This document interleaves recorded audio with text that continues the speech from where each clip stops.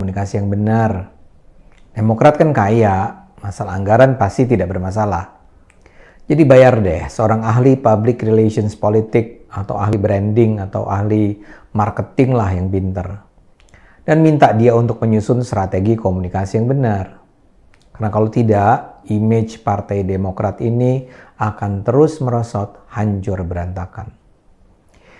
Dalam 1 bulan terakhir, walau terlihat ada upaya keras Demokrat untuk tampil dibicarakan publik, namun yang terjadi adalah blunder demi blunder. Dan yang melakukannya adalah keluarga pemilik partai plus para juru bicara utama yang semula dulu adalah para aktivis yang dikagumi. Demokrat nampak terlalu berusaha keras untuk jadi kekuatan utama oposisi. Namun karena tidak didukung dengan sumber daya yang berkualitas, apa yang dilakukan nampak sebagai dagelan. Yang paling epik adalah ketika Waketum Partai Demokrat, Edi Baskoro Yudhoyono atau Ibas, menyebut Indonesia jangan sampai disebut failed nation. Alasannya adalah karena negara tidak mampu menyelamatkan nyawa rakyatnya. Celakanya Ibas kemudian diketahui mangkir dalam rapat Komisi 6 di mana ia menjadi anggota. Pernyataan Ibas ini kemudian disambut abangnya, Ketum Demokrat Agus Harimurti Yudhoyono, yang menyoroti turunnya posisi Indonesia menjadi negara dalam kategori lower middle income alias negara dengan penghasilan menengah ke bawah. Gross national income Indonesia memang turun dari 4.000 US dollar di tahun lalu menjadi sekitar 3.870 US dollar di tahun ini. Mengangkat isu ini sebagai contoh kegagalan pemerintah tentu saja mengada-ada. Seluruh dunia sedang mengalami kesulitan ekonomi. Karena itu menjadikan kasus ini sebagai cara untuk menjatuhkan legitimasi pemerintah Jokowi terkesan sebagai sikap oportunis politik yang memanfaatkan penderitaan bangsa.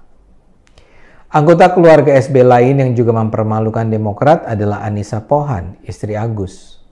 Anissa membuat 2 blunder. Yang pertama adalah pada pertengahan Juni ketika dia mengomentari rencana Polri untuk membongkar jalur sepeda di Jalan Sudirman Tamrin di Jakarta. Jalur sepeda yang dibuat Pemprov DKI itu memang sudah banyak diprotes karena dianggap mengganggu. Karena itulah Kapolri Jenderal Listio Sigit Prabowo menyatakan akan meninjau ulang kehadiran jalur sepeda tersebut. Nah, tanpa berpikir panjang, Anissa menulis cuitan. Mungkin ada kepentingan pribadi? Mau bebas naik sepeda di tengah jalan dan dengan kecepatan tinggi tanpa harus tertib masuk ke jalur sepeda yang harus antri dan lebih mengurangi kecepatan? Akibatnya pengurus Demokrat pun panik. Mereka buru-buru mengklarifikasi bahwa cuitan tersebut tidak ditujukan pada Kapolri, melainkan sekedar curahan hati seorang penggemar olahraga bersepeda. Kasus kedua yang lebih menggelikan adalah ketika Anissa salah mengutip ayat Al-Quran. Dia ceritanya sedang berusaha menunjukkan bahwa Demokrat menjadi korban fitnah. Karena itu dia merasa perlu mengutip ayat Al-Quran yang berbunyi, fitnah lebih kejam daripada pembunuhan. Celakanya konsultan ayat Anissa salah.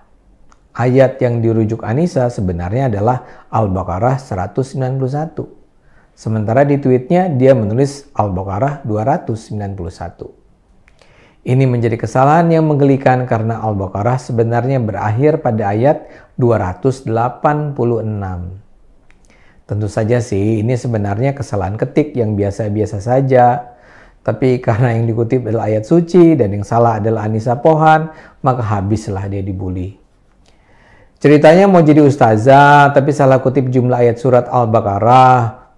Belajar yang benar dulu, Neng. Ntar malah jadi fitnah buat diri sendiri. Timpal seorang warganet.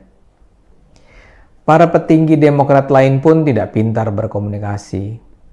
Misalnya saja yang terakhir ini adalah pernyataan juru bicara Demokrat, Andi Arief, yang bilang bahwa Demokrat menyatakan perang terhadap buzzer karena negara rusak akibat ulah para buzzer.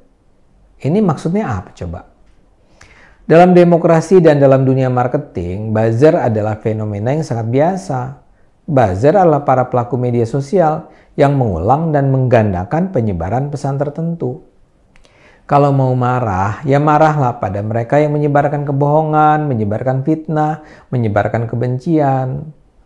Kalau Demokrat difitnah, ya bongkar saja fitnahnya, tunjukkan di mana letak fitnahnya. Kalau perlu gugat mereka yang membuat fitnah.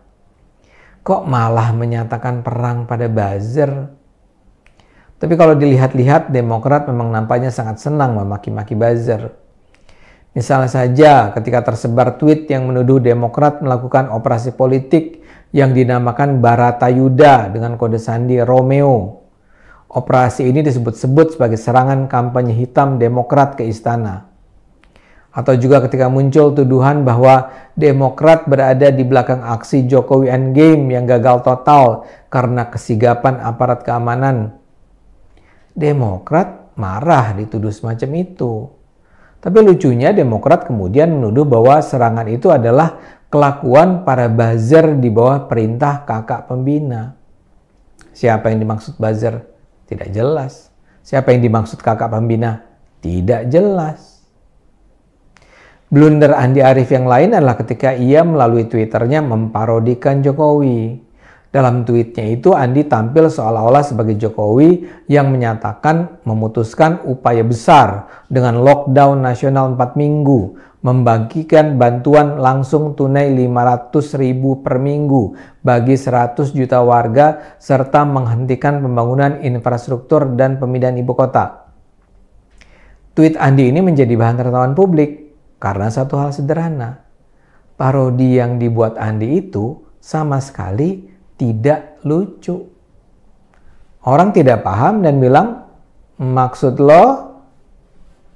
Yang lain adalah Wasekjen Demokrat Irwan Veco.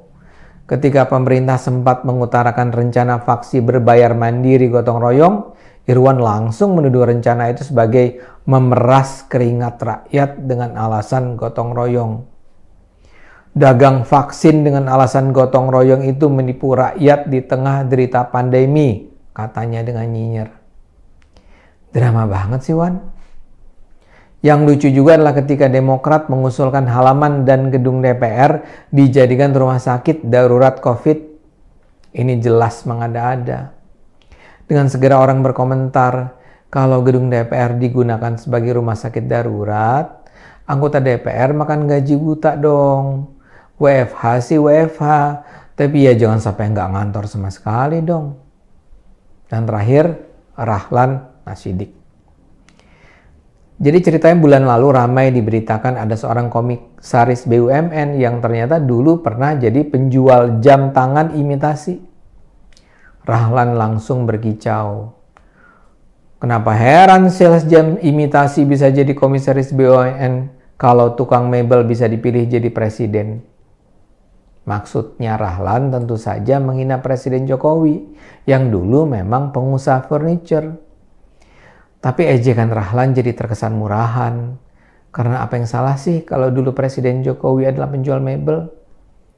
Memang penjual mebel itu hina, beda dengan SBY yang jenderal militer.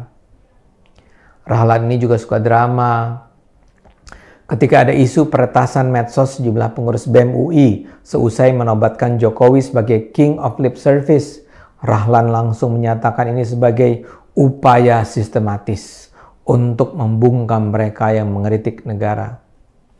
Ini adalah bagian dari upaya kuasa untuk mendisiplinkan warganya ke dalam kepatuhan politik, katanya. Siapa yang meretasnya saja tidak jelas. Kok tiba-tiba dianggap sebagai upaya kekuasaan membungkam suara rakyat? Tapi begitulah, berita mengenai Demokrat ternyata cuma diisi dagelan.